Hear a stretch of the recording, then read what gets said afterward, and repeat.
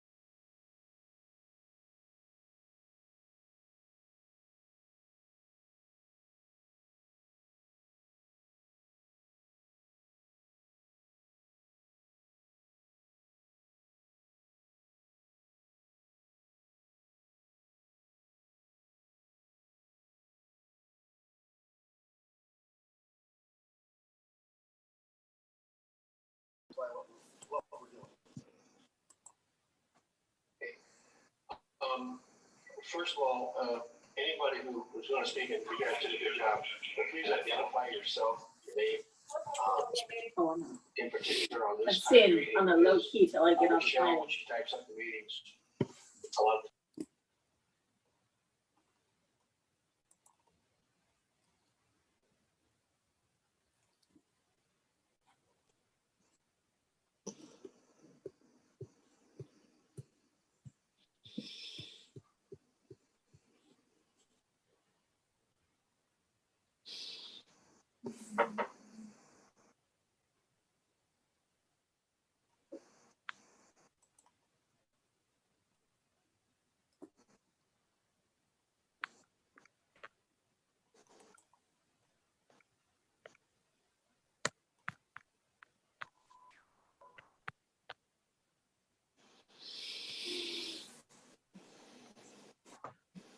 All right, as soon as Tyler officially connects to audio, we'll get going here.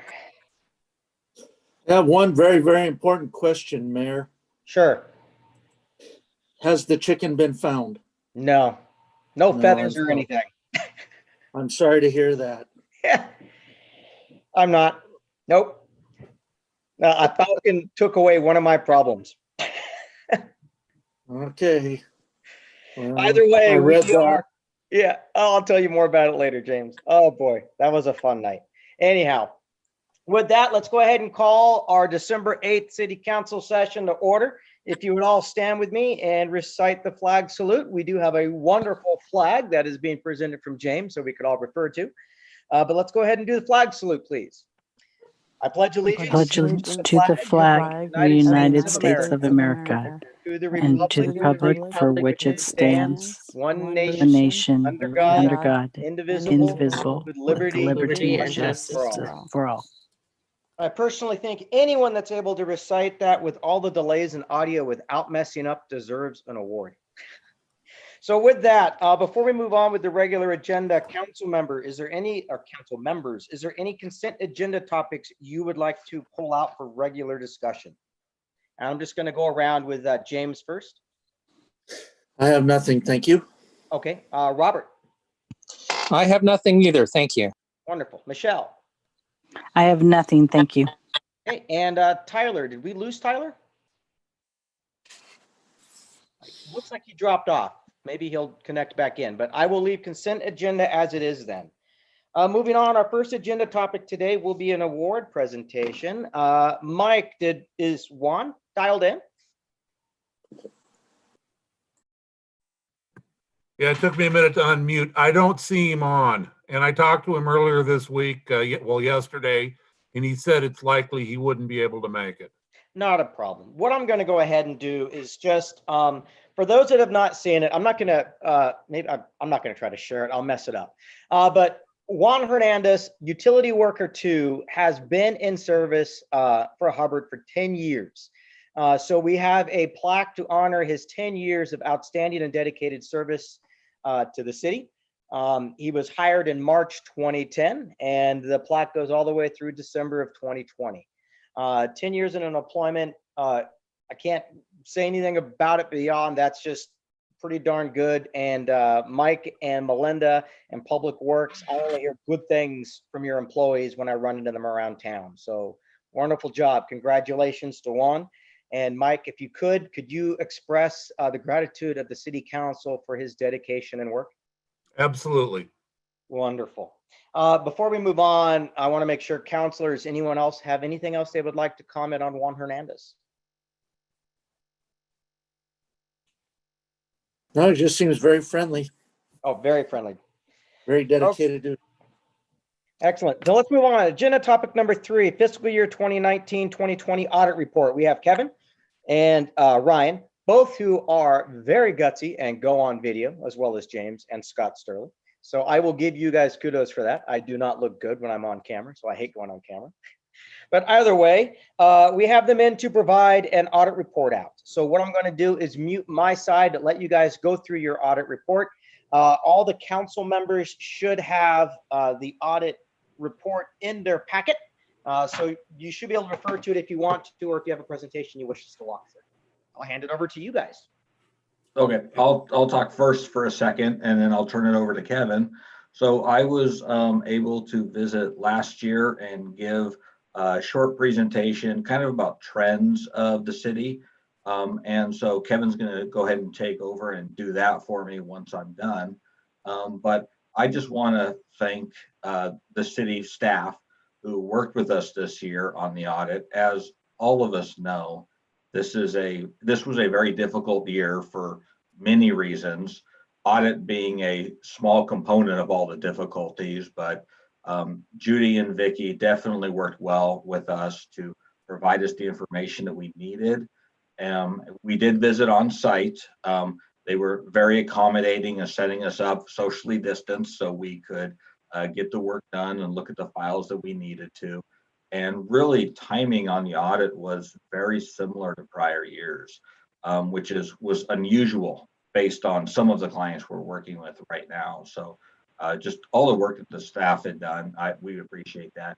And it made our job easy, just getting through the audit and getting, this presentation done, obviously in December here, because there's quite a few that we're still struggling to get the information we need for. So it went very well. So I'll turn it over to Kevin, and he can talk a little bit about how the numbers look for this year, and I'll fill in if necessary. Kevin? Yeah, and before I get started, I'd like to echo Ryan's thoughts. Just thank you, not only to the staff, but also to you, city councilors, for continuing to use our firm for your service, for your audit services. Count it a privilege to be able to do that for you. So thank you. I'm going to go ahead and see if I can share my screen. Host has disabled participant screen sharing. Okay, I guess I won't share my screen. But what I'm going to refer to first is the actual audit report. You can go to, let's see, it's page 5 or 6 for me. It's an unnumbered page, but it has our audit report, the independent auditor's report. And I'll draw your attention to the second page of that where it says opinions. And Excuse me. I'm sorry. Yes, I go don't mean ahead. to interrupt. I went ahead and was able to make it so that you could share your screen if you wanted to Okay. do that. Okay. Can everybody see that? Yes. Okay. So this is, like I said, this is the independent auditor's report. You'll find this approximately page 5, page 6 of your report that you should have in front of you. And I'll draw your attention to the opinions. And this is really one of the most important parts of this audit report. And this opinion is the most important part. And you can read this here, and you guys have received what we call a clean opinion, an unmodified opinion. That means we didn't find any material misstatements that needed correction or were not corrected. So in my 12 and a half years of experience, I don't know that I've ever seen one that was not a clean opinion. Ryan probably has. But usually our clients work with us to make sure that things get a clean opinion. So good job on that. That's, like I said, probably the most important part of this audit report. After that, let's see, we can go to, I sent out a PDF. Can you all see that? Am I still sharing that screen? No, Ryan says no. Let's see if I can Go on the opinion. stop sharing and share another screen. Here we go. I was only sharing a window. Now you should be able to see my governmental funds at the heading here. And this is what Ryan presented last year. It's just a really helpful tool. It gives you a glimpse of where the city has come from in the last 5 years. And it provides a really nice visual for you guys to see what the trends are like Ryan said, the trends. So right now we're only dealing with governmental funds. So we're not talking about water or sewer. This is only your governmental funds.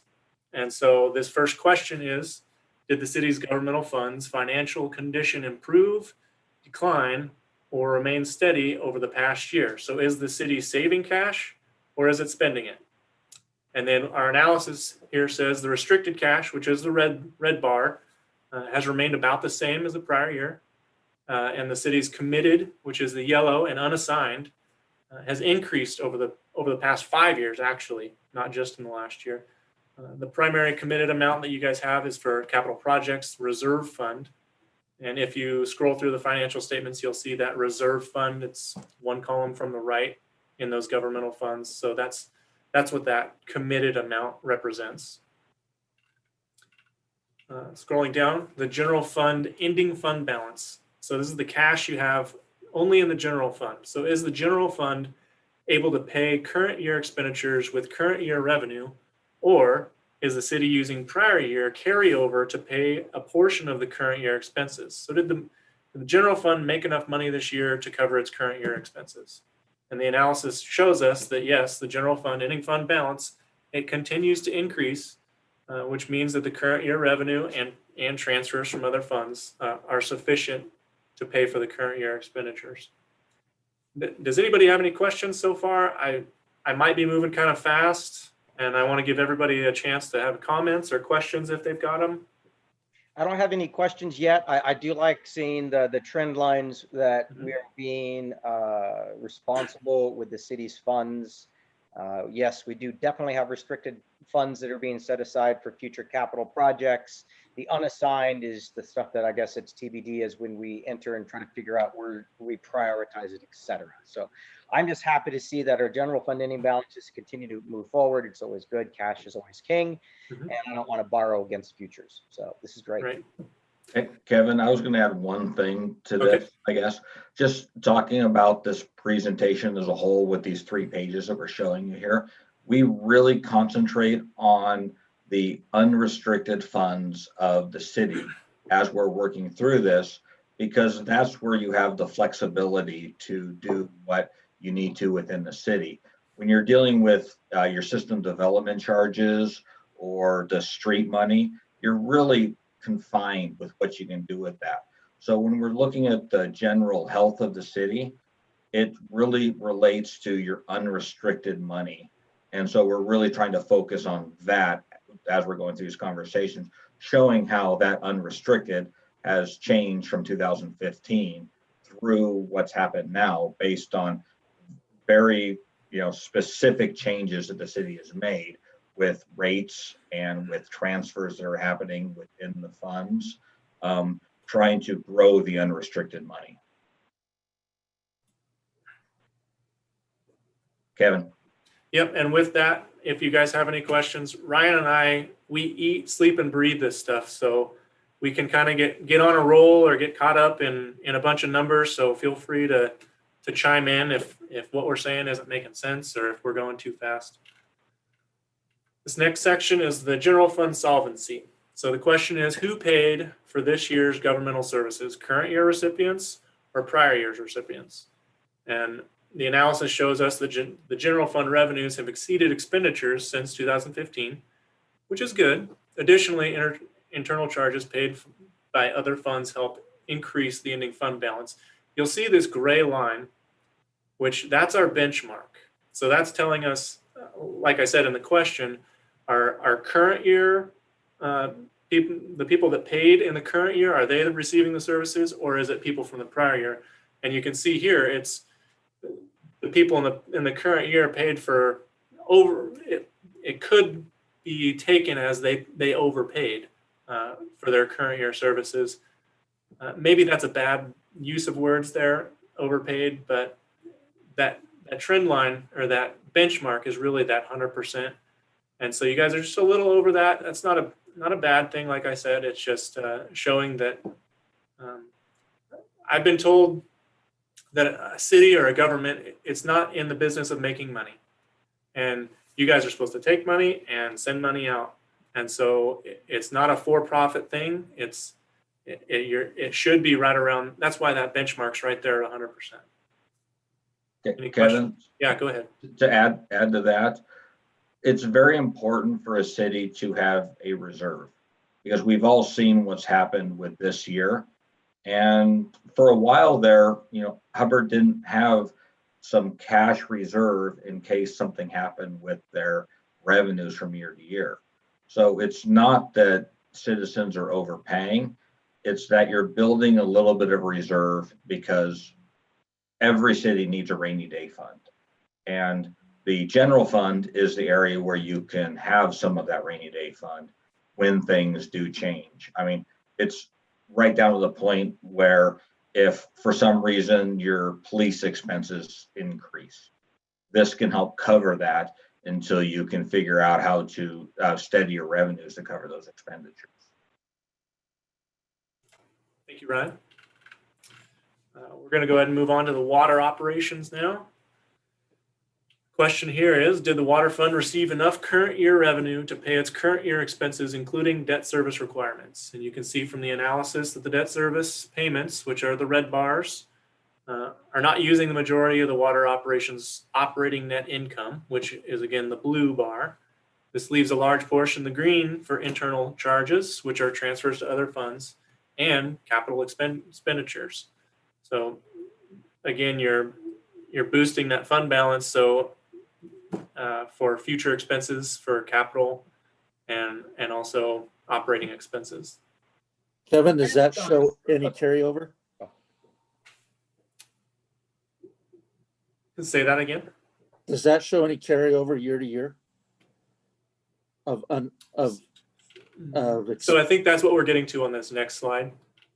So it just keeps going up. Is that what you're going to say? Okay, Thank you. So this is what Ryan was talking about, that unrestricted fund balance, and this is specifically for the water fund.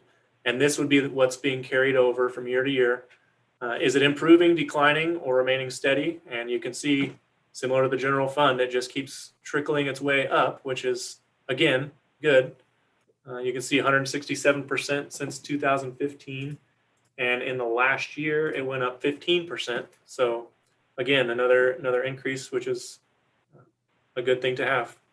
So if we went back up real quick to your last chart, I was kind of curious, and you guys probably don't have this answer, but what happened between 2016 and 2017 to see such a remaining balance just spike? I mean, you went from, I'm assuming, what, 30K up to 200 plus in a 1 year time. That just seems odd. I don't know if you guys look back that far. I was just curious. Right. I didn't look back to that one. I did look back to the 2018 and the sewer fund, but I didn't happen to go back to that. Does Ryan happen Which I to wouldn't know? expect you to. I was just kind of curious if that popped up. It just seems like a kind of an outlier, right? We have a decrease from 15 to 16 and Yeah. 16 to 17. Everything else seems steady. 17 through 20, predictable, pretty much.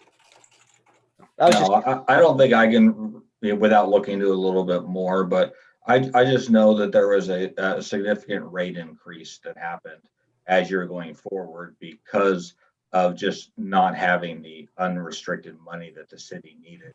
So it sounds to me like with 2016, there was multiple factors that were in there with just not being able to charge as much as they were able to before. But really, it's once you get into 2017, really seeing new rate increases and kind of what's happened within there. One thing I would add, Kevin, kind of looking at this in the water fund and then also looking at the sewer fund, we're looking at that unrestricted fund balance in the second graph there. $400,000 in the grand scheme of what you need in order to do capital improvements is really not that much money. I mean, these projects get expensive real quick. So it's great seeing this bar, going up as it is. But with these projects being as expensive as they are, there's going to be, if there's any expansion needs to be done to treatment plants or anything, there's going to be debt that's going to be taken out related to that. So don't read in too much to having that bar just go straight up like that. It's not that large of an amount in the grand scheme of things. right. Any other questions before I move on to the sewer fund? Okay. So here we are at the sewer fund. So again, same question as the water fund. Did the fund receive enough current year revenue to pay its current year expenses, including debt service? And again, you can see that red bar as your debt service requirements. You're easily making those. Debt service payments are not using the majority of the sewer's operations operating net income. This leaves a large portion again for internal service charges and capital expansion. So similar story with the sewer fund, and you'll see a similar story here. And then you're going to ask me about 2018, which we kind of described down here with what Ryan had mentioned with the increase in the sewer rates, water and sewer rates. And then any questions on that? Kevin, one thing I would add, scroll back up to the water fund and that table. I just like to use this kind of as an example. So when I'm seeing a graph where it just is almost increasing like a straight line, what does that tell me? That tells me that, first of all, you're monitoring your budgets well because you're not seeing lots of fluctuations in your expenses as they relate to their revenues. And really that your revenues that you have are more than adequate to cover what you have for your current operations. So when you see a lot of fluctuations in this, that means that you're having differences from year to year in either how you're spending your money or really how your revenue is coming in. When it's more of a straight line like this, that means that things are they've evened out and you understand what's coming in, you understand what your expenses are, and you understand that you have to save money for future projects. Clearly sewer had a little bit of that anomaly for that 1 year really, but within the last 4 years, I mean, it's even with the general fund, you're kind of seeing that same steady line, which from knowing that you have future expenditures is really what the city needs to understand, and just make sure you're following through with meeting that budget essentially, because things change from year to year as far as what your revenue is going to be. So you're planning for the future, and that's really what we appreciate, because it makes us both understand that the staff know what they're doing with their budgets. Okay, and now I'm going to take you to one more page in the audit report.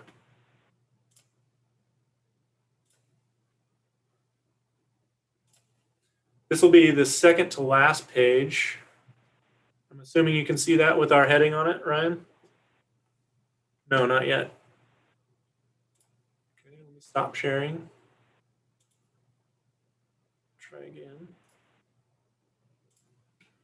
Aren't these virtual meetings fun? Okay, now that should work. These are the last 2 pages of the audit report that you should have either in front of you or electronically. And this is the independent auditor's report required by Oregon state regulations. We like to mention this because these are your compliance standards, and we test these on a test basis. We don't test every transaction. We take a sample and we will test these dotted points here. And you guys did pretty good this year. You had one item where we found some over expenditures of appropriations, and I can show you those on page 28, but that was the only thing we found. Page 28, no, not 28. This is the summary of your over expenditure of appropriations, and they were very minimal. You can see here, this is what you over expended your appropriation amount by. And Is it safe to assume that that in the hundreds, not the thousands? Correct. Yes, okay. That is yes, a very minimal amount. And I've been told by a coworker that it's similar to going 59 miles an hour in a 55 mile an hour speed zone. Yeah. Did you break the law? Technically, yes. Are you going to get in trouble for it? Probably not. So I just like to mention that because that's another report that we provide for the city. Any questions or comments? Now, did we have any of those over expenditures identified last year, Ryan, that you recall? Not that I remember, but both Kevin and I have that readily available. I'm on I guess to tell you that. Okay. Because I don't remember them being highlighted last year. That's why. Not that your guys' report is not engaged in reading and, suspenseful with every page turn.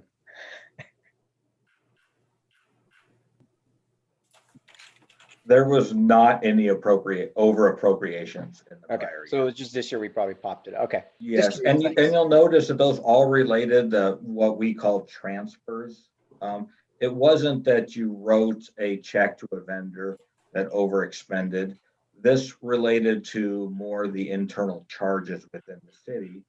And so I'll say like the final payment essentially for the year, there wasn't appropriations to cover it based on how you, your methodology and how you were going to charge those internal charges. I saw that Judy's on here. She could talk a little bit about that if she wanted to, but it's really truly not a vendor payment that was overexpended. Yeah, Ryan, can you hear me? Yes. Okay. Honestly, what I found going through that and with your auditing report was that I should have done a supplemental budget or transfer of appropriations prior to the end of the year that would have corrected this over expenditure or the over transfer. So lesson learned.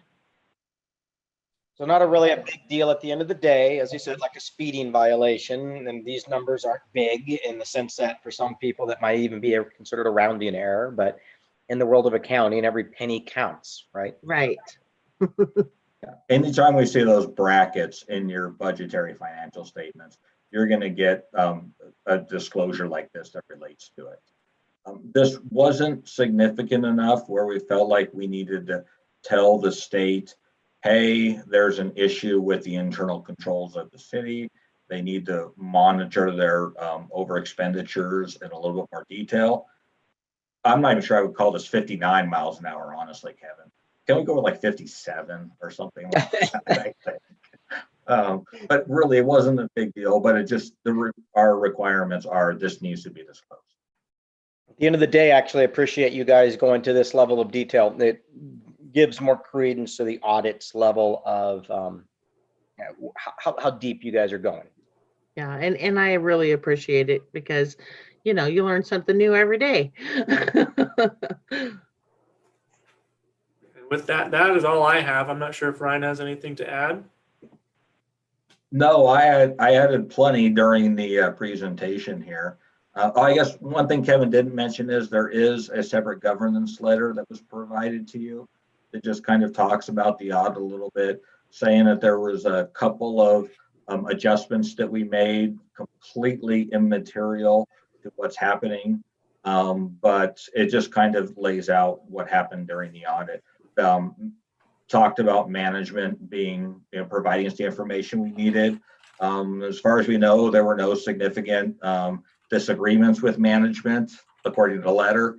And it really states what your responsibility is as a city and what our responsibility is as auditors. So it's good to read it just so you kind of understand where we're all coming from. And there's also a representation letter that's attached to that letter. It's 3 pages, maybe 4 pages, and it really says how much we rely on the city to make sure they're providing us all of the information we need for the audit.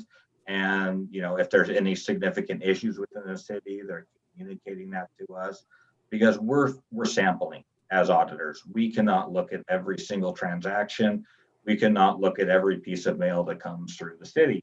So we really rely on the city to help us with this audit. So it's good to kind of read through that representation letter that's attached, just so you understand how much we rely on the city to get us through the audit procedures. So out of curiosity, how do you do the statistical sampling? I mean, how do you extract what you're going to sample? Well, for, I'll say a smaller city like Hubbard is, I mean, no offense, I'm sorry. Oh, we're pretty small. It's okay. We laugh. What we end up doing for financial transactions, we do a lot of scoping.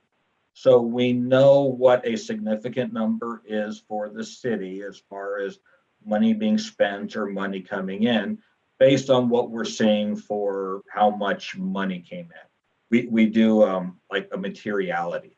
So we take and set, let's say $1,000, and we look at all transactions over that $1,000 if that happens to be our scoping, so that we know there's no material issues within the city, because you could have 50 issues with a $5 check, and in the grand scheme of what your financial statements are, it's not going to be significantly different. But we also do a random sampling in some cases where we don't care what the amount is. We want to see if you're doing the same exact thing from transaction to transaction.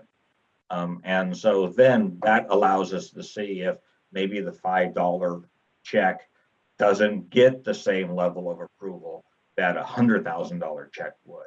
So one of our requirements as auditors is we need to be unpredictable. So we kind of play with what we're scoping, what random samples we're doing from year to year, so that way we make sure we're not missing a big bucket of transactions. I hope that answers your question. Yes, it actually does. Okay, if that's the conclusion of the presentation, I would like to go through and just kind of roll call on the counselors to see if they have any follow-up questions for you guys. And I'm going to start with the list that I've got in front of me. Is James up on top? So James, you have any follow-up questions? I don't. I know that the auditors contacted a couple of us council members and asked us questions, and we answered them, and they followed up to make sure that they got what they needed from us, and I appreciated that. So I think it was a good, clean audit, and I appreciate everybody's involvement. Excellent. I'm actually happy to hear that they're doing that. Just blinding call, just how are things going? Excellent. Moving through, Robert, you're up next. Any questions? I have no questions, but I also appreciate the in-depthness that the organization went through to check our books. Thank you very much. Excellent. Michelle? I have no questions, and I also say thank you for your auditing, because I don't think the city could be where it's at without having those checks and balances in place. So thank you.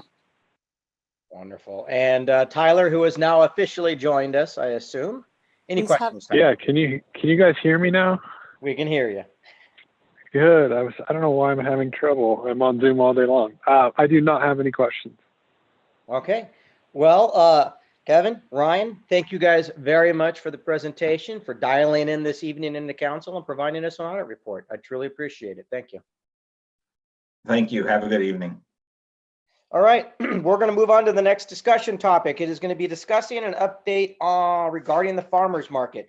Marty is not able to dial in, but I did have a discussion with him last week and this week, and I told him I would pass down their current status and also do a proposal or kick something around that we could think about as a council. So the farmers market was entering their third season last year. And as we all know, the 2020 season was pretty much a no-go because of COVID. Looking forward to the 2021 season. So they have not met since last June. Last June was the last time that they met, because there was no reason to continue meeting as a committee because their primary role was not there. They weren't going to be planning, they couldn't move forward, etc. So their last meeting was in June. Looking forward now to the 2021 season, it is actually still a TBD. And I would quite honestly say even the Hops Festival at this time would also be a to be determined at this point. Depending on how the COVID-19 pandemic continues to unfold, some workplaces, et cetera, could see, social gatherings and so forth continue to be restricted all the way through at least the springtime. The problem that the Farmers Market Committee will face is, of course, right now is when they need to start planning. And the other problem we're facing, as well as a lot of the vendors, et cetera, probably won't be able to come back because they probably don't exist anymore.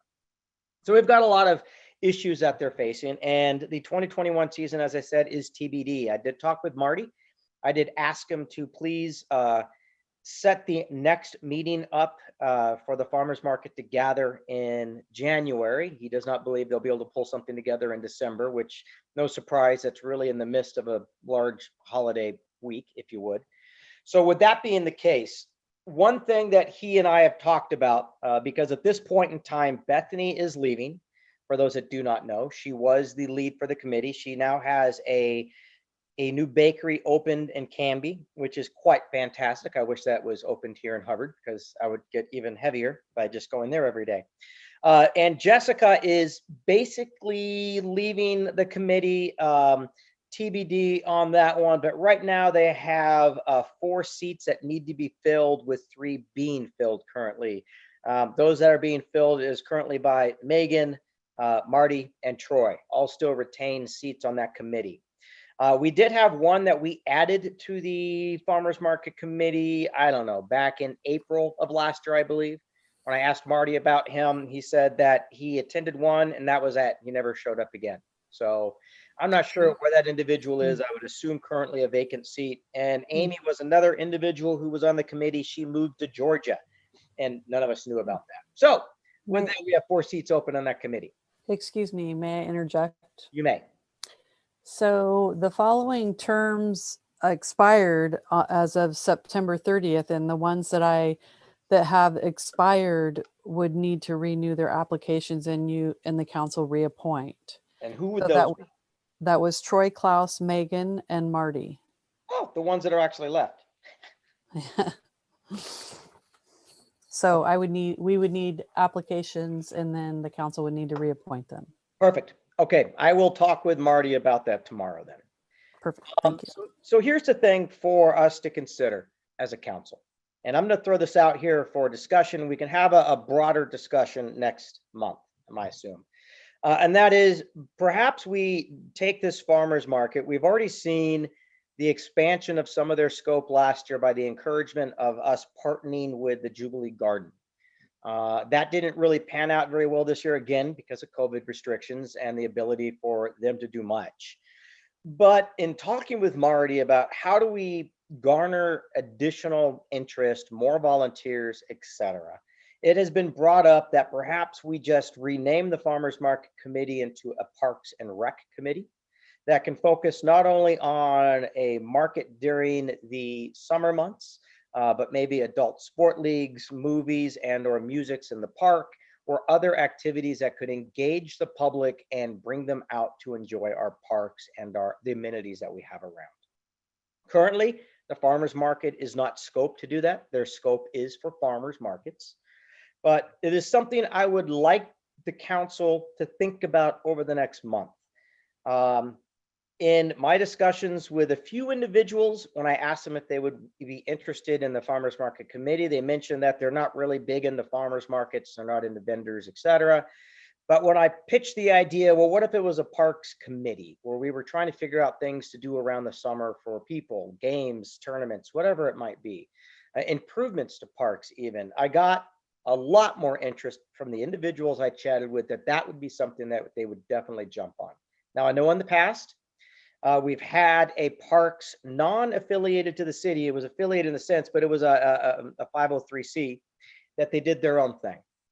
And Vicki, I don't know if we've ever had a dedicated park and recs committee at all. But it's something I just want to throw out there tonight. I would like council to think about it between now and next month for a more broad discussion, or even pick your brains now to see if that's something you guys even think we should be considering. And again, I'm just going to go reverse order here because I would love to get some input on this from you guys, because right now it's just me talking with Marty. But you know, kind of like know where you guys are thinking. And I'm going to go reverse order on this one and just kind of cold call. But Tyler, what's your thoughts on the farmers market and maybe just changing what this might be? Yeah, I think we either need to disband it because we don't seem to be able to get the volunteers, or we need to add on this parks side to it in hopes that would, you know, allow us to get more people to volunteer, given that there are more activities. So I agree with your thoughts on it. And I completely second what you just mentioned there, and that is if we don't get the volunteers, these three individuals cannot carry it. So we definitely need to find a way to drive volunteers. Thank you, Tyler. Michelle. I do like the idea. Some of the thoughts that I had when you were talking about this are we going to have to do a new resolution for that if we change the scope of it? Because I would imagine so. Yes. And then what is that budget going to look like? Because the budget right now is small. So how are they going to raise money? Are we going to put more funds into that? What is going to be the cost of that? The projections, what does that look like? So those are things that I sort of just immediately thought of. And those are great things, especially coming out of an audit on the finances. And questions, I'm assuming at this point, the budget's only $1,500 a year, of which none of it was expended last year. And I'm assuming most activities would probably be private fundraised or et cetera. Similar to what we saw kind of with the disc golf course. If they want to do something, come up with a plan. If the city can't fund it, then send them out and see what we can do to attract funds. Sure. Okay. But it's a good question that I do not have an answer to. Yeah. Okay, Robert, what is your thoughts? I think it is something that we need to discuss, definitely. We'll bring it in the next month for sure. And James? Yes, I agree. I think we should discuss it. I know we had a parks committee prior, and I had myself had some issues with that, but that's something we can work through, I'm sure, maybe next month when we meet. So that way, if I remember right, last Thursday's meeting with the governor's office, I believe they said normalcy could start to be seen at the end of summer. So to me, that's September, October. So I myself am not looking at much changes for the better between now and September. No, So I I think completely we- agree with you. That's why I'm seeing early spring at the best. At the best, yes. At the So I best. think it's definitely worth looking at further discussion and see if we can't come up with an idea for a committee to help take on some of these responsibilities. Yes. Okay, well, so Vicky, what I would ask is, could we just line up an agenda topic then for January for discussion on farmers market future? I will add that on to the January agenda. Okay, thank you very much. Uh-huh. And again, Marty said he did send us apologies. He was unable to dial in tonight, but I said not to worry about it. Okay, next topic item, schedule department head evaluations. Thank you first to every department head. As of today, we have received all of your self-assessments as well as your peer reviews. You guys didn't know if you can get it done in time. You guys got it done in time. They all are in. Thank you for each and every one of you for taking the time to get that done. With that though, now, council, we need to find a day for us to sit down and chat and walk through these. And we also make sure that our department heads are available for that evening as well to come in for discussion. So with that, we had originally thought we could try to do it the following Tuesday, but Robert, you had a conflict. So we're looking for opportunities here within the next week. Is there an opportunity for us to get together? The reason I'm saying next week is the week after that is the week of Christmas, and I'm assuming lots of us will probably have family activities in one shape or another. And the week after that will be more than likely New Year week. Again, lots of activities going on, even if we are self-isolated in your house. That being the case, is there any days next week that will work for all of us? I know Tuesday's a no-go. Is there an opportunity for us to meet on either a Monday or Wednesday? James is an affirmative. Or Vicky, do you have suggestions?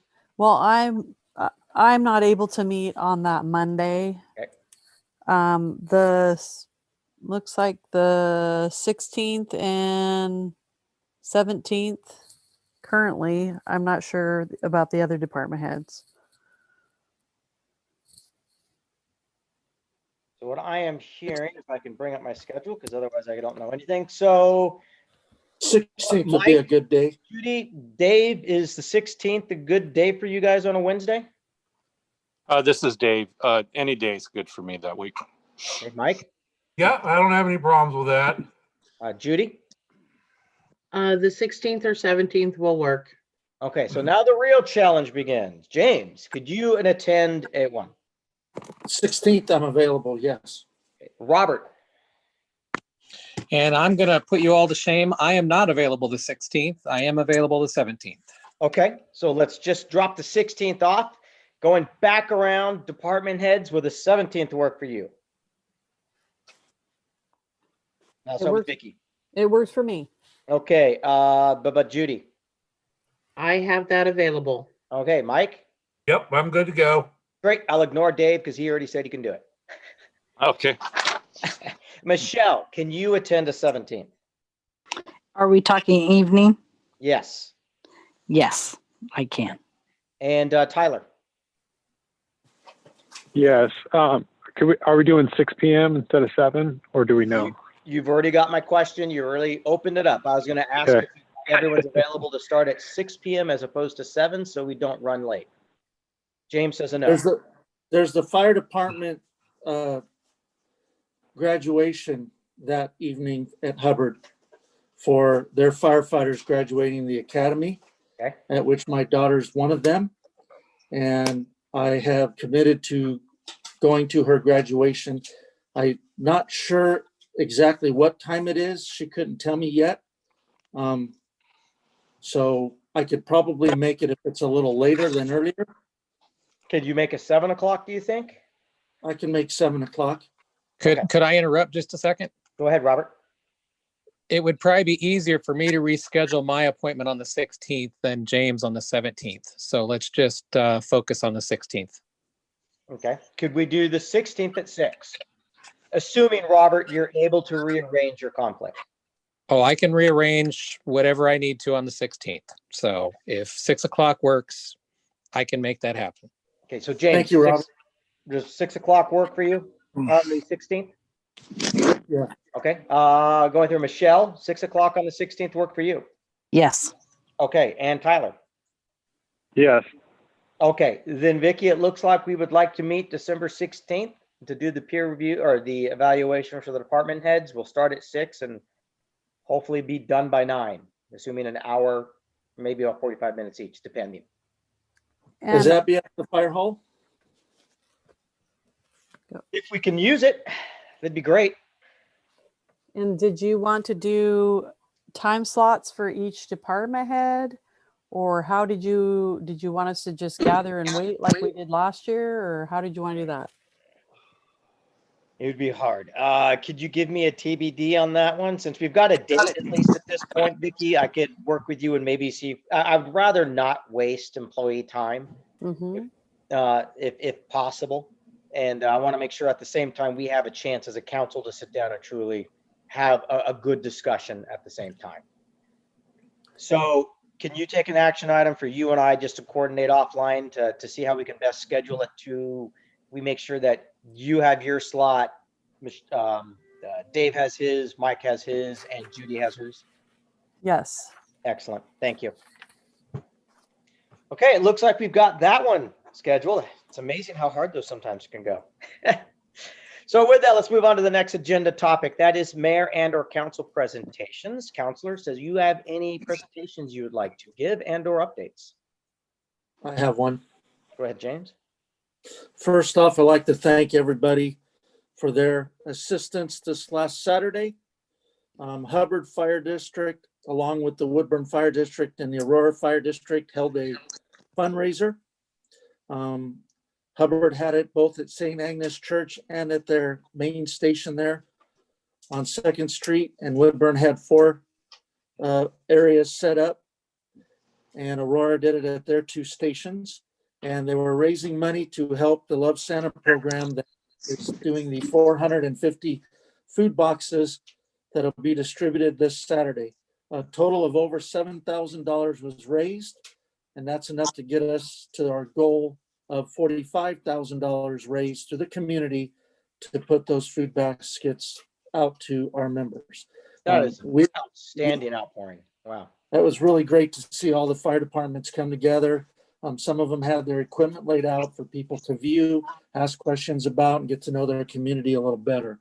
And so with that said, this Saturday, we are doing distributions in 4 areas, 2 in Woodburn, 1 in Hubbard, and 1 at North Marion School.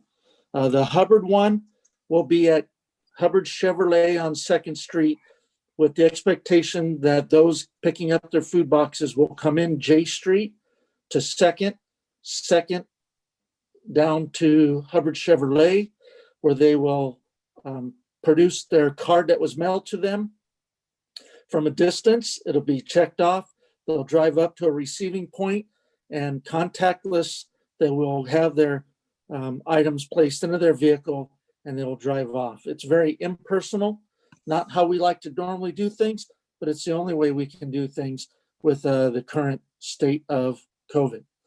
There will be a COVID monitor that will be checking all of our locations to make sure we're in compliance. Face masks, 6 feet social distancing, gloves, sanitary wipes, all that. So expect that from 9. Traffic shouldn't be super impacted, but from 9 to about 2. And that's this Saturday at Hubbard Chevrolet. And then again out at North Marion Middle School. We had the school reserved for us. We reserved it weeks ago because they have a covered area and we can't get our food boxes wet. And we were just informed today that apparently we were trumped by the PTO. So we're being moved over to the middle school, which isn't ideal for what we need to do. But since we have the North Marion Key Clubbers coming out to assist us, we have to adapt. I mean, it's unfortunate that we couldn't work together with the PTO gift giveaway, but there's going to be a lot of activity at the school this Saturday. Again, thanks for everybody for all that they have done to help promote what we've done. And we could not do it without such a dedicated communities that we live in. So that's what I have. Thank you. Thank you, James. It's exciting. And as I said, outpouring from the community to support something like that is just generosity continues to astound me. Any other counselor wish to present and or update? Nothing I from do- Dodge. Go ahead. I said nothing from Oh, Counselor nothing Dodge. from Michelle Dodge. Okay, I would just have one thing, and that is we did do the Christmas tree lighting last Friday. I thought it was on Saturday, so I got there late, but it did go off well in the sense that the tree was lit, and shockingly, the social distancing was practiced pretty well. But I would like to acknowledge again the fire department for coming out, supporting the community, being there with the lights on, etc. Kids love it. Thank you. Hopefully next year we can resume back to where we all gather afterwards down at the fire hall, where we get to enjoy snacks and music from the local high school band usually. So with that, any other updates before we move on to staff reports? If not, let's start off with police department and Chief Rash. Hello. So just going through the report here on the police hiring, we have started a background on a candidate, and we're looking to get him hired by mid-January, if possible. The academy has academy dates scheduled all the way out through the year, but after January, they say unfunded. So I think legislation has to meet to get those funded, and I don't know when that's going to happen. They're going to have some sort of police academies, but our goal is to get our guy into the February academy if we can. And he's looking pretty good, but he has to make it through all the phases. If you want to come by and look at the city hall and the police department with the new carpet and paint, it looks great. They did a good job. And police department, we were able to get rid of some stuff that it's not as crowded. So that looks pretty good. Other than that, there's not a whole lot to report.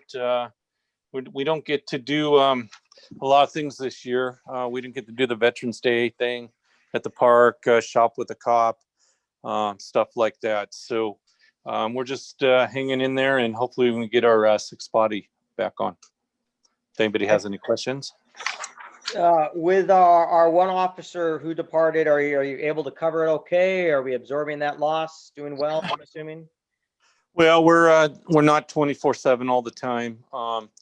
And it's the holidays, so we have officers using their vacation. But myself and Sergeant Anderson, we work it out, so one of us is here, so there's somebody on call. But no, we're not 24/7 all the time. Have we had any need for Marion County call support at all? Yeah, last night. So we didn't have anybody on in the afternoon till I got on there at 6 or 5:30. I came in, and they covered 2 calls, one domestic and one audible alarm that they called, and they didn't call for assistance, so it must have been low level. So. Going around the horn again and mix it up a bit. Michelle, do you have any questions for Chief? I do not. Tyler, any questions? No questions. Robert? I have no questions. Okay, James? Nope, no questions. Awesome. Okay, Chief Rash, thank you very much for your report out and continuing to do an outstanding job leading that police department. Thank you. Mayor, it is nice that they put out the notice about making sure you get your packages in as soon as you can during these high package drop-off times. I appreciate the police department pushing that. Is there a way for us to, if we have not already, put that on our Facebook page, our city page, etc.? So we're still having issues with Facebook, and come to find out, it's not just our page. It's looks like whenever they did the update to Facebook, a lot of other people are having that, and they're working on the issue. And I can thank Julie for doing a little bit more research on that. I was more concerned our site got hijacked or something. So I'm glad to hear it's a Facebook actual site. Maybe we could ask Michelle to work some of her magic and do a post for on Facebook about the package thing that Chief Rash. Would you be able to do that for us, Michelle? I can. Thank you very much. Thank you. You're welcome. Okay, if there's no other questions, let's move on then to Chief Budge. Yeah, Mayor and Councilors, this is Joe Budge. Yeah, I'd just like to start off by thanking Robert and James for their leadership with the Love Inc. Food raising campaign. I'm thankful they were able to make some arrangements to continue this important effort this year despite the COVID challenges. So it's something the fire district looks forward to every year, and we something we like to support and be involved with. And I just thank them for their leadership at that. Also, Vicki, we will have the fire hall available December 16th for the work session. So I'll make a note of that, and you can plan on that. Next, just real briefly, I'll report on the fire we had last Tuesday at the diesel repair shop just north of town. The fire was involved in that, was well involved when our crews arrived. They were in quarters at the time. As soon as they got out the door, they saw a large column of smoke in the air. When they arrived, they had fire coming out the overhead doors. And the owners of the shop were moving their diesel rigs out of the building. The rigs were actually on fire as they were backing them out. So it was, the fire spread very quickly. It started in some heating equipment near the ceiling, spread rapidly from a gas burner to an oil burner heaters, and was fully involved when the crews arrived. The crews were able to keep it from extending completely into the adjacent and attached building. It did damage that building extensively, but all the equipment from Triplet Willman that was stored there is salvageable. We did get a very good response from Woodburn and Aurora on our auto aid agreements. They were in town quickly and played a big part in keeping that fire in check. Had they not been there, Woodburn and Aurora, that fire would have spread to the adjacent structures and done a lot more damage. So we're thankful for their response as well. That's all I have to report today. Wonderful. And yes, that was quite the show last week, that's for sure. Any questions for Chief Budge? James is a no. Robert, any questions? No, I have none. Thank you, Chief. Okay, Michelle? None from me. Thank you. Great. And Tyler? No questions. All right, then let's go on to administrative department, and that'd be Vicki.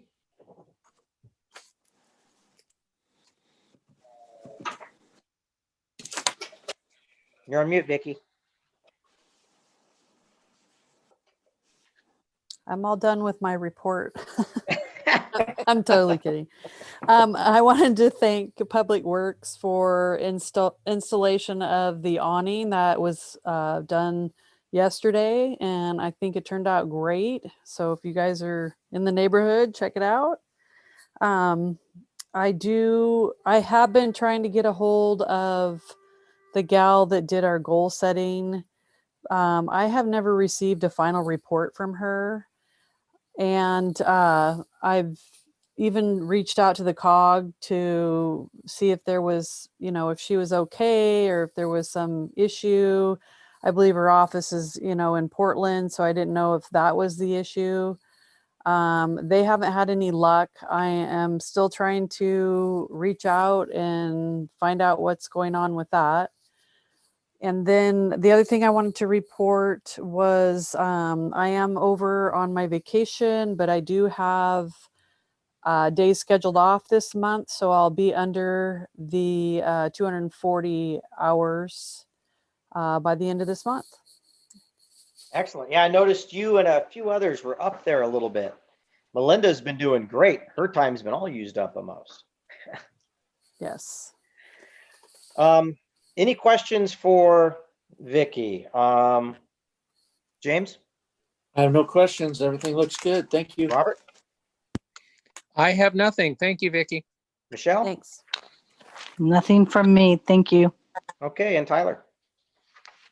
No question. Okay, let's move on then. Next one on my list would be finance. Hi, City Council. A few things have come up since my report. I did send all council members and department heads a copy of the request for quotes for the water and sewer financial advisor. So have you all received that? I did receive it, but I thought we were holding off on that until after the waste master plan or the master waste plan was put in place, because I thought we couldn't move forward until we had that. Well, I wanted to give City Council a good idea of the price for a municipal advisor, financial advisor, same. And a couple of them talked about underwriting instead of financial advising. So they put that in their reports too. Yeah, I did notice that. Yeah, that was Okay. why they had the differences, but don't have many questions on it. I looked at them briefly for about 20 minutes, noticed they were from 3 different companies, I believe, but most of them seem to be with all the same price range that I could tell. Yeah, but it gives council a good idea of what it's going to cost when we decide to do that. Okay. The other thing that came up was there is a disconnect between our utility management program and express bill pay online system, where final bills aren't being uploaded so people can pay their final bills online. They generally have to call in or send in a payment. So I'm working to resolve that. And what I found was that I have to have both our Cassell people and our express bill pay people online when a final bill is being processed, so we can get it connected. So I know that I was talking to Michelle earlier and she wanted me to bring that up. So how it's going to be resolved is the next final bill that comes through. I'll be on the phone with both software systems to make sure that it is connected, like the utility bills are connected. Okay, question for you on that one. Do the late fees show up on express bill pay as well? I'm Like sorry, any- say that again, Charles. I didn't hear you. Do like late fees or shut off fees, et cetera, also show up on express bill, or do those not show up on express bill? No, they do. Okay.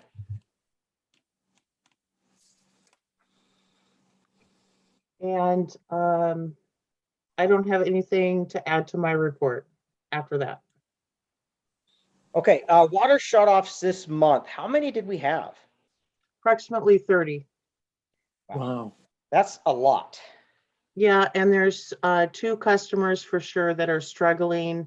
I have a third one who has made payment arrangements to the end of December, and he lost his job. So I definitely 3 residents are struggling that we know of. Do we know what caused the other 25 to get shut off? No contact from them? Or just Well, usually we have, like I said in my report, Public Works, I've been trying to coordinate with Public Works to get door hangers hung so that people are aware prior to the day. And we also, with our late fee notice, it says the shut off date. Mail has been a problem. I've had several customers say that they never received their regular bill, but then they received the late fee bill with a shut off. That is repeated. And Julie can attest to that because she brings me envelopes that are dated a year ago. all right. So they're getting the bills. They just okay.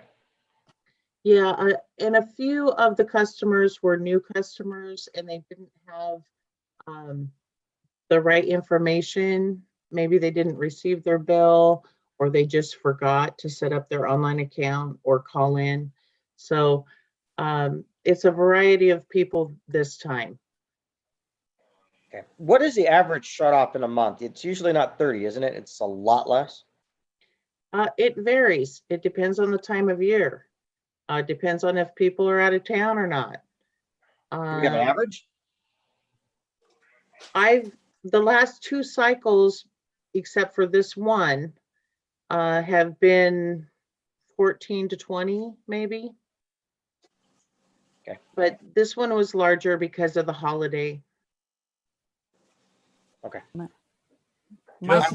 Mike might be able to interject on that since he's been, doing it for a while, as what the history has been on the water shut off list.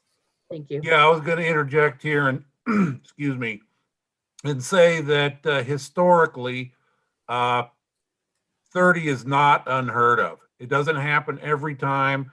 We usually fall between 15 and 40, depending on, as Judy said, the time of year. So 30 isn't unheard of. It happens on a regular basis. So nothing to be overly shocked about. I'm just curious if we're running into issues with COVID, loss of jobs, or if we have a running average of 15 to 40 array, then a 30 shut off at this time necessarily can't be correlated back to, example, a COVID issue in that sense. It might be completely unrelated. True. And like I've been trying to monitor when the customers call in, and I've encouraged them to call in if they're having issues or problems making their payment. As much as I can, I've been working with them, but like I said, I only have a handful of people that I can say that it's due to the COVID right now. Okay.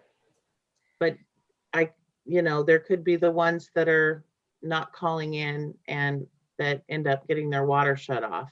So I believe that there are still 2 or 3, I don't have the list in front of me, that are still shut off from this system from our cycle here. And one of them, I believe, is a vacant home, which is a lot different than living in the home without the water. So the next step is to reach out to them if the payments haven't been made and the water is still shut off. Well, I'm glad to hear that at least out of those 26 are back on. So, yeah.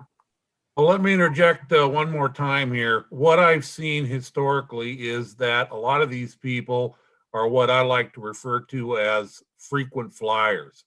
You look at them and they're on the shut off list every time. Some of them have been shut off 10, 12, 14 times. it just seems like a very expensive way to learn on-time bill paying. Right, So- and Mike has a great point. The frequent flyers usually end up paying their bills with an argument over the phone. But we're as nice as we can be with the greatest customer service, and we really try to accommodate them, even though they're late in paying their bill. But the majority of the frequent flyers have been paying their bill even with the shut off. So with that, I don't have any other additional questions on me, and I've been kind of totally monopolizing the time here. James, do you have any questions? Have we received or done the good allocation with all the CARES Fund money? I know they were saying it has to be dealt with by like the end of December. Is there any concern there, Judy? And second, all on the general fund overview, the 58,000 minus that's unfavorable, is that the 15% that haven't paid their taxes yet? I'm assuming that. I have to go back and look about that, but we haven't received all of our property taxes yet. We've received the majority of it. And to answer your other question, I'm sorry, I'm looking that up in the packet here. Yeah, in my report, so we've received approximately 84%. That's down a little bit. So I would guess that would be our property taxes right off the top of my head. And there could be some shared revenues and maybe a gas tax that are, you know, with COVID, it's kind of unpredictable what's going to come in and what's not. So that's the unfavorable part on our Yeah. graph. Okay. Yeah, so far, because we haven't reached the end of the year, the fiscal year. Okay, and then the CARES Act money?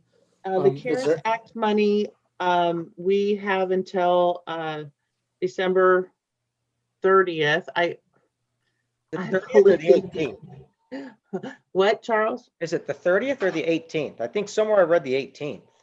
It was, I want to say it was the 26th, but I think they moved it till December 30th. Okay. And any requests for reimbursement on that comes up through December 30th will be dealt with in January, but then that's the end of it. So they're frantically trying to spend it, and we have received approximately a little over $17,000 in reimbursement through the CARES Act. Is there anything there that can assist Public Works? Especially with maybe some of these training sessions and things, or I'm just trying to be creative to make sure that, you know, we use our full allocation.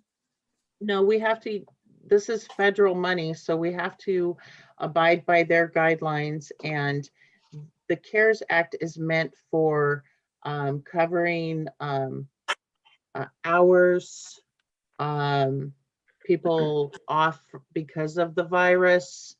It's covering PPE, it's covering legal costs to get our stuff in order as a city to respond to the COVID. So it's more of that for us as a local government. But with the county, they can actually extend those funds out to programs that would help people who are struggling with payments on their bills or their rent, you know. So, but us as a city, we don't have that social service, so we can't extend those funds out to our residents. So they Okay. actually have to go to the county and the state for that. Okay, thank you. Okay, excellent. Robert, any questions? I do have one question in regards to the issue about billing that you mentioned. You have to get two people from two different organizations together to make sure it goes through properly next time when you have a final payment. And I'm curious, is that something that we're going to get billed for, or do we already pay for that? No. I'm just concerned that that seems like a large step to make two computer systems talk to each other. Actually, Robert, that's a great question.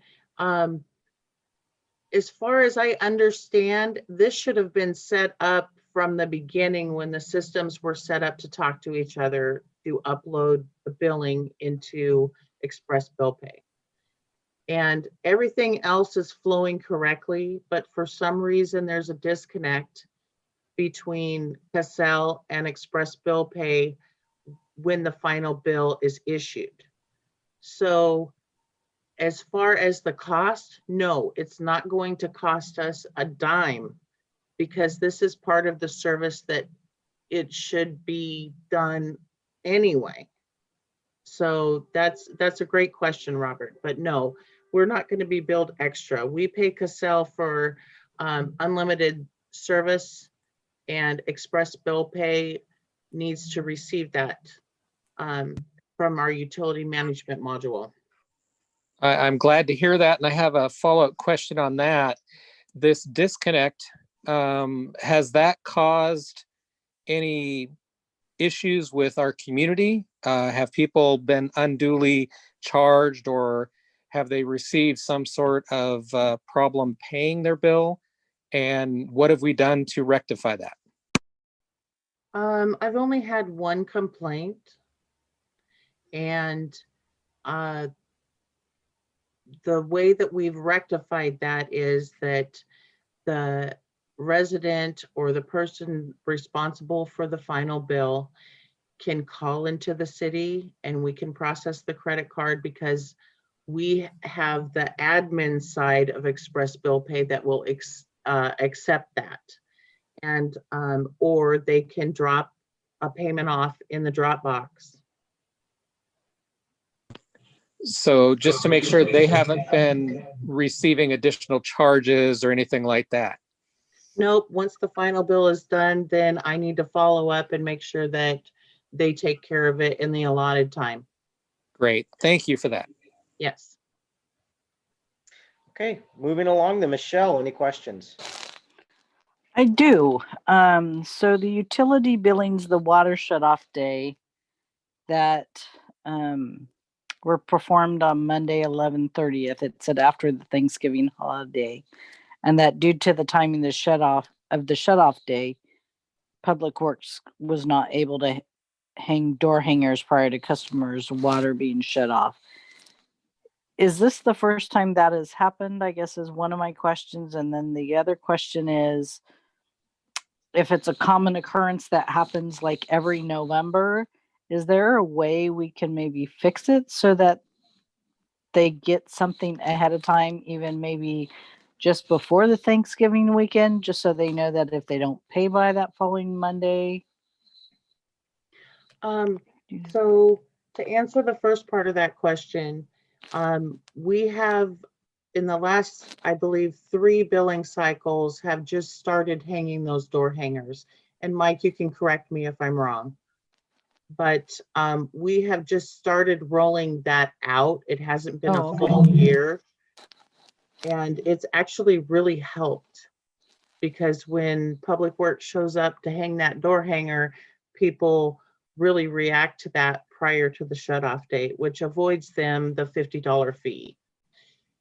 And the second part to your question is, yes, we can. The only reason why that it wasn't rolled out prior to the Thanksgiving holiday is because of the construction going on at City Hall this time.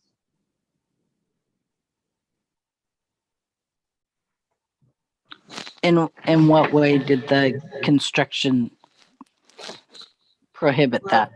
Well, the admin and finance department was moved into the city council chambers, and everything was kind of really hard to find, right, Vicki? So usually I have a list that I can send out to Public Works and give them prior to the shut off. And with the holiday and the construction and everything going on, it was missed this time. Okay, thank you.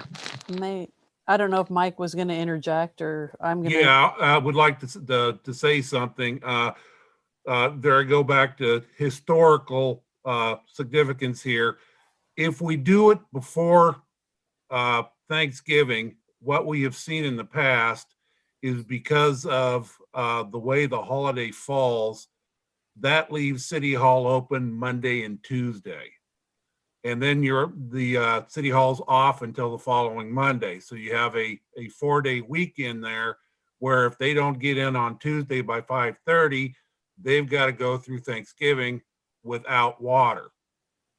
Now, I think this time's system worked better because you did it after Thanksgiving, and you then had all of last week for people to get in and make the payments, to where you didn't have to worry about somebody being without water during Thanksgiving.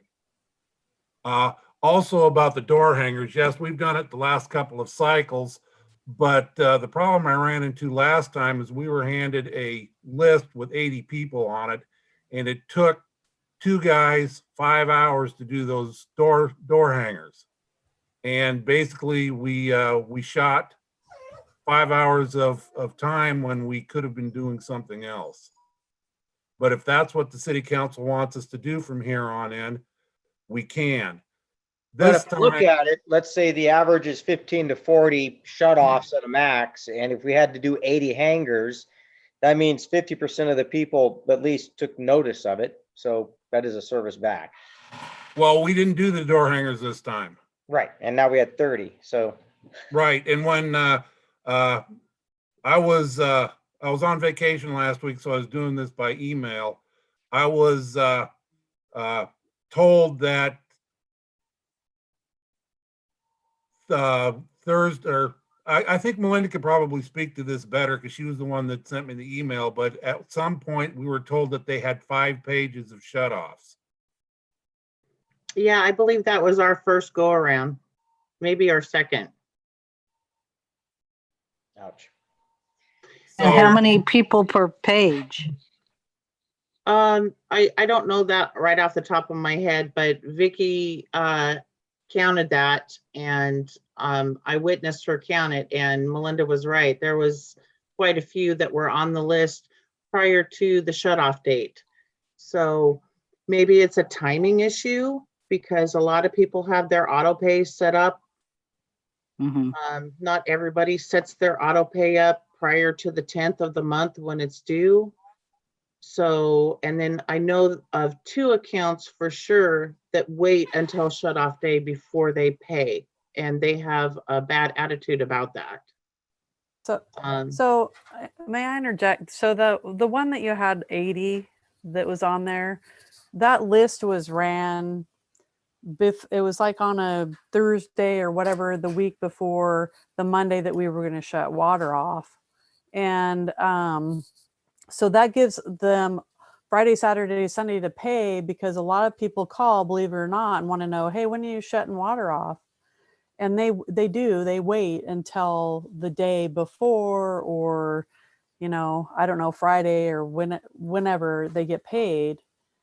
The other thing I wanted to say, and I know we were doing the door hangers because of the COVID and whatnot, but the ordinance does not have anything in it about doing door hangers. So if that's something that the city council wants staff to do, then I think we should amend the code for the door hangers. Yeah, I'm looking at the code right now, and my only question or concern was it's in chapter 13.09.070 under section 2. It says when a bill is delinquent, written notice shall be mailed to customers prior to disconnecting water service for non-payment. So my only concern would be that we're meeting that requirement. Do we know if anybody's water was shut off and we did not meet that requirement? That's what our late fee notices are, that charge a $10 fee. So is that a yes or a Yes. no? We are notifying everyone who is delinquent on their bill after the 15th with a late notice that charges a $10 fee. Yeah, so as far as I'm concerned, we're doing what we're required to do by the municipal code. Okay, so on this discussion, Michelle, Robert, Tyler, James, any additional discussions or questions for Judy? None from me. Thank you, Judy, for answering those questions. And Mike. Absolutely. Robert? I have no further questions. I'm wondering if we need to have a discussion maybe next month about the door hanger issue. That seems like an awful lot of effort if it's not required, and are we really getting the return that we should be getting for putting that much work out? Can I interject at this point with my opinion is that no, we're not, for the simple reason that when they ran it the first time, they had 5 pages. And if I remember, and I'm just doing this off the cuff here, but I believe there's about 25 names on each one of those lists. So when you run the first report and you've got 125 names, and then when it comes down to the shut-off day, you've got 30 people on the shut-off list, I think that the message is getting out.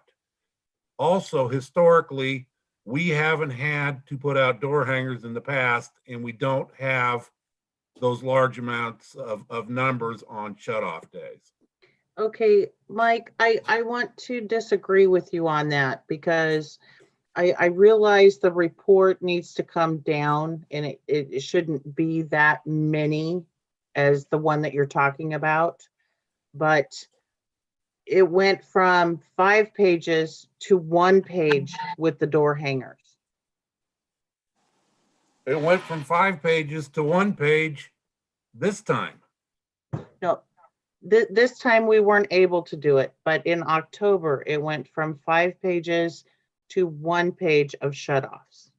Okay, here's a suggestion for now, though. I agree with Robert. Let's key this up for a discussion next month. It allows me also an opportunity to reach out to those around the town that might be getting those door hangers, if I can run into someone, and see what they think. Just get the general impression as well.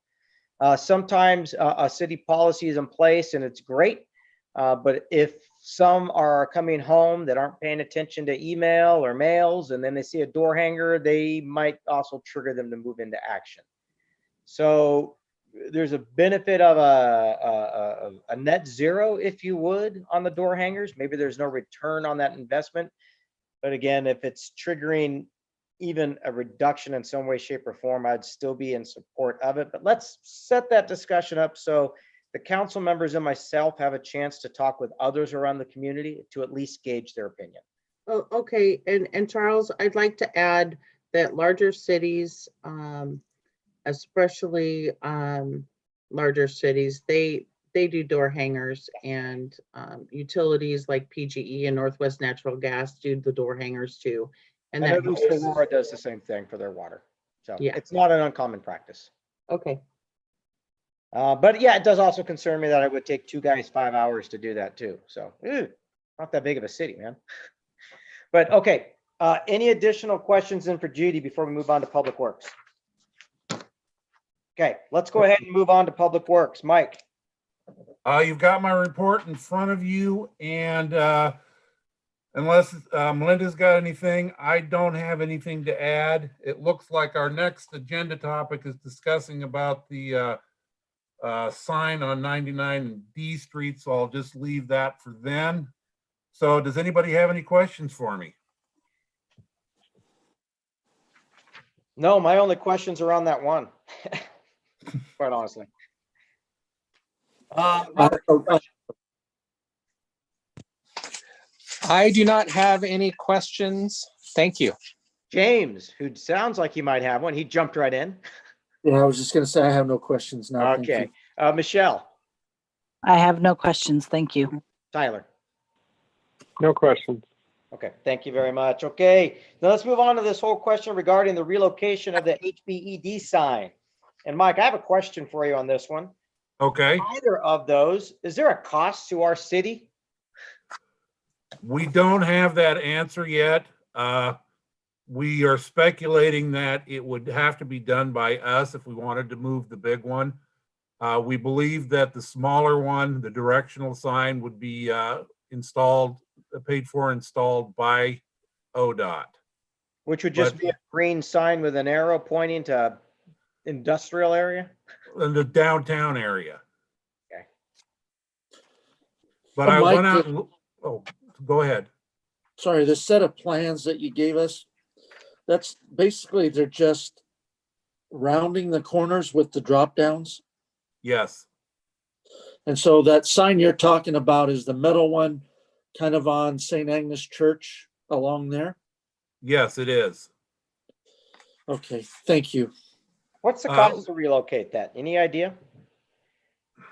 I got to looking at it today. Melinda and myself went out there to take a look at exactly what they were talking about. And by ODOT standards, that sign has to be 12 to 14 feet from the fog line. Well, 12 to 14 feet from the fog line puts it in the middle of the sidewalk. So after looking a little bit, if we move it back about 20 feet and put it in between those 2 big fir trees on St. Agnes's property, we'd have to get permission from them. I think that would do better for both visibility and protection from traffic. So you're saying even on your site map, the tentative proposed sign location site, if kept, isn't even right. We'd have to push it further back. Well, we wouldn't, because they went ahead and put it on the other side of the sidewalk. I'm thinking about pushing it back another couple of feet from where it is. If you guys go down to D Street, you'll see I marked a white line in the dirt there between those two fir trees is where I'm thinking about putting it. And what I was also going to mention is while we were there, I took a look briefly at what it would take. And what I was afraid of was those posts were set in concrete that were 5 foot deep. But luckily for us, what has happened there is that they were set on a pad and the sign was bolted to the pad. So I don't think it would be all that difficult to move it. Okay. So we have to have a decision by council next January, correct? Well, they would like a decision as soon as possible. So I was kind of hoping that we could discuss it a little more and get a decision today so we can get this ball rolling because they need to get their engineering done. Yeah, my concern is on cost. My preference is obviously to keep a much nicer sign than a green historic downtown Hubbard one. At some point, the HB, the old organization, the Hubbard Business Economic Development Group, I think that's what it stood for, invested some money into that. It's one of the nicer signs that we have in the city that kind of points to a downtown area that maybe one day will exist again.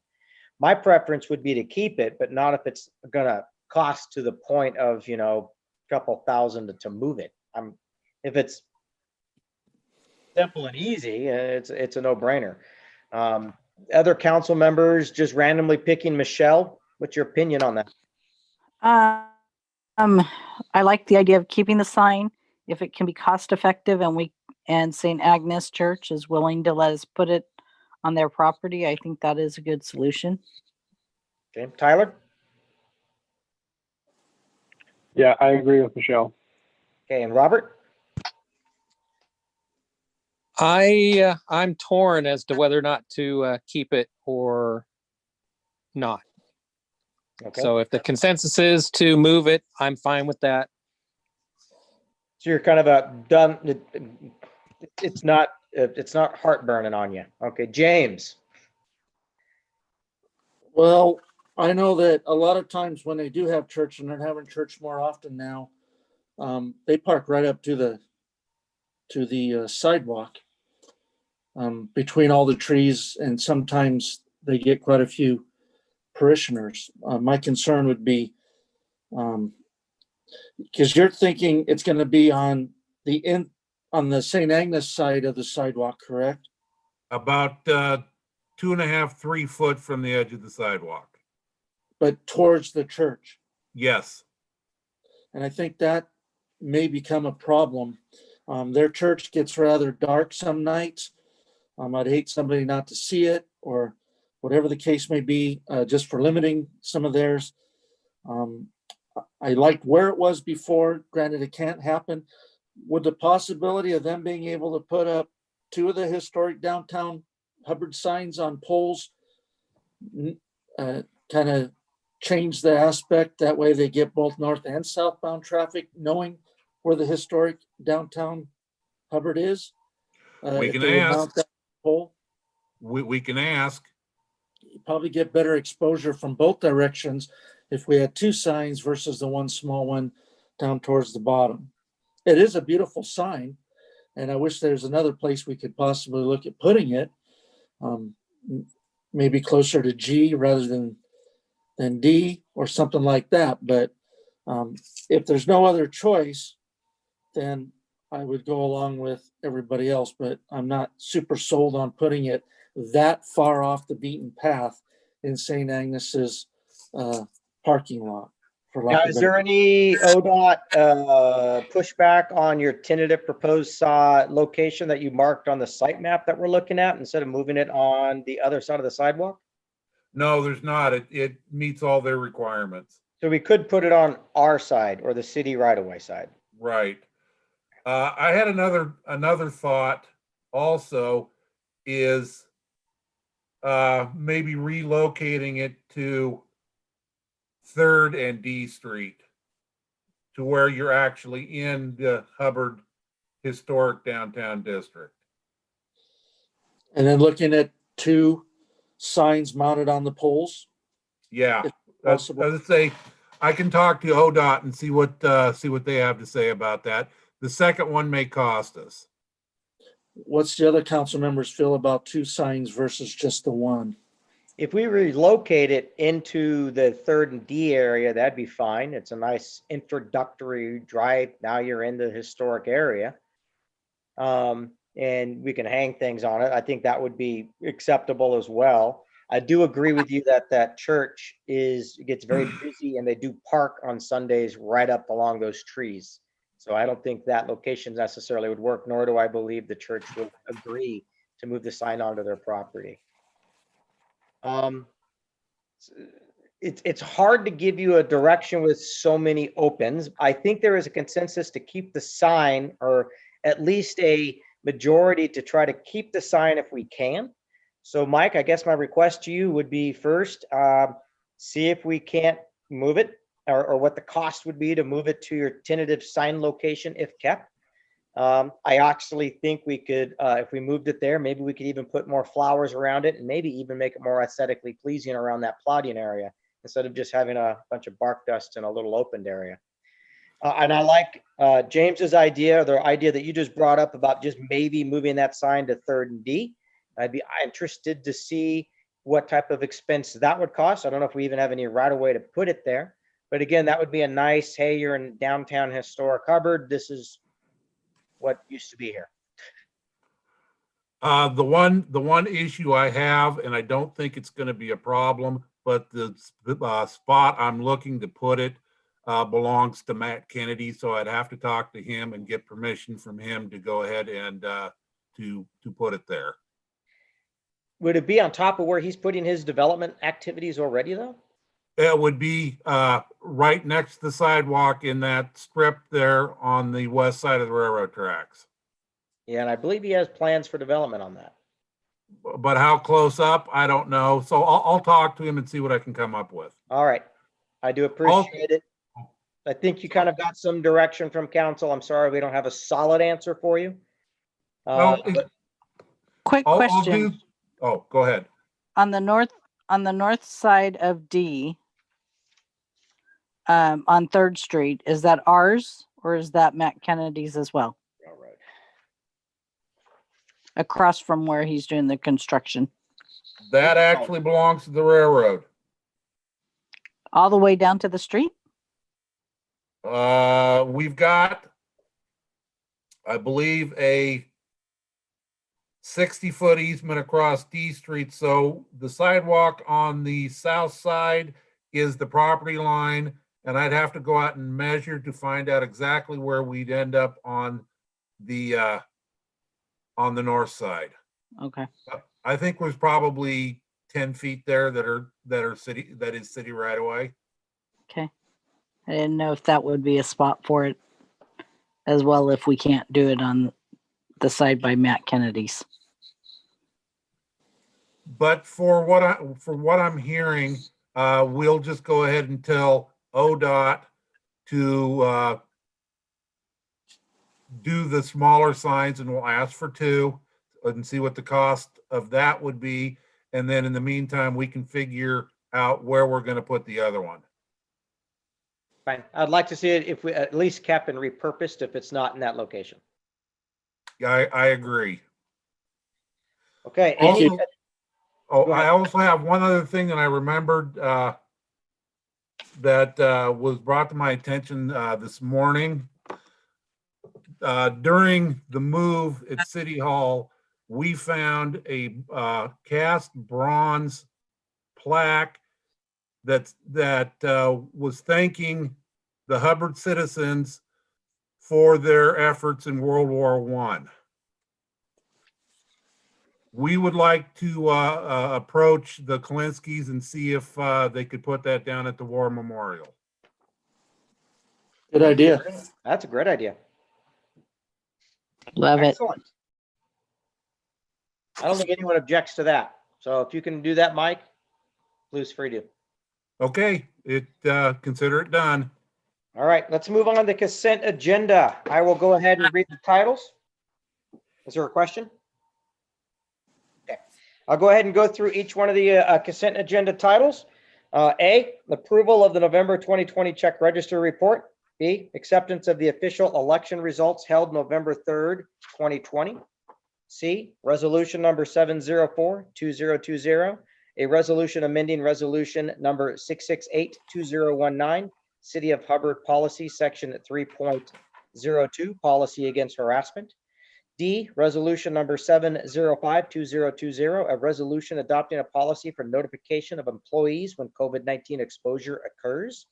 E, authorize an additional 6-month probation period and exemption to the minimum qualifications for utility worker 2 job description to allow Juan Hernandez to achieve the water treatment first certification and water treatment 1 certification previously granted June 11th, 2019, June 9th, 2020. And F, approval to move utility worker 1 Aaron Cabarello, and I'm always butchering his last name, off probation and from step A to step C of the Hubbard salary schedule effective November 16th, 2020. I have a motion to approve. I make a motion we approve as read. Okay, James makes an motion. We have I second. second that. Shell seconds. All those in favor say aye. Aye. I All those opposed? Okay, consent agenda passes unanimously. Moving on to number 10, appearances of interested citizens. Vicky, I don't think anyone else was going to plan to appear but my wife, who had a question on the final bills on utility management systems and the final bills, which we already talked about ad nauseum. She mentioned, though, that she was unable to attend, so I am not going to chime in on that because I would have recused myself from the discussion anyhow. Is there any other citizens that wish to speak and or appear? If not, any other city business? Okay. If there's no other city business, the council needs to recess public open meeting and convene the closed executive session to consider information or records that are exempt by law from public inspection, ORS 192-6602F. Pursuant to ORS 192-6604, council specifically requests that members of the media and or other attendees not disclose matters discussed in the executive session. So for us to move into the executive session, Ashley has sent all council members, I believe, another Zoom meeting for us to drop over to. Vicky, I'm assuming you'll stay on this line until we come back. That is correct. This will Okay, be open. I'm going to drop now and then jump into Ashley's session. Thank you. Okay, thank you.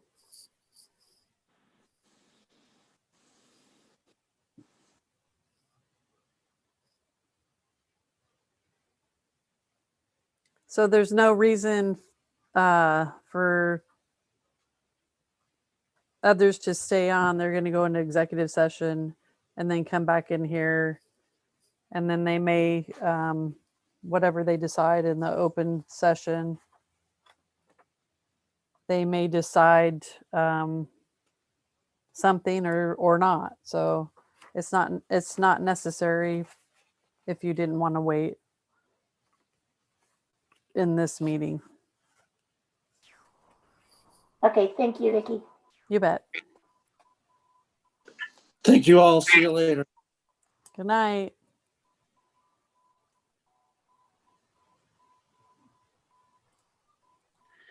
Good night, Vicky. Good night.